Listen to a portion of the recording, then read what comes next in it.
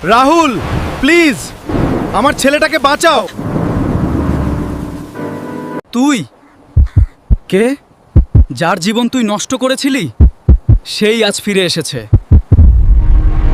আমি সেই ছেলেটা। আজ আমি ফিরেছি আমার মায়ের প্রতিশোধ নিতে। নাথ, এটা হতে পারে না। তুই পালাতে পারবি না।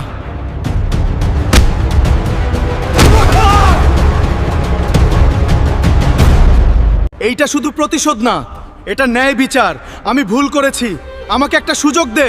এটা শেষ, আমাকে মেরো না। এইটা শুধু প্রতিশোধ না, এটা ন্যায় বিচার। আমি ভুল করেছি। তোর জন্য না,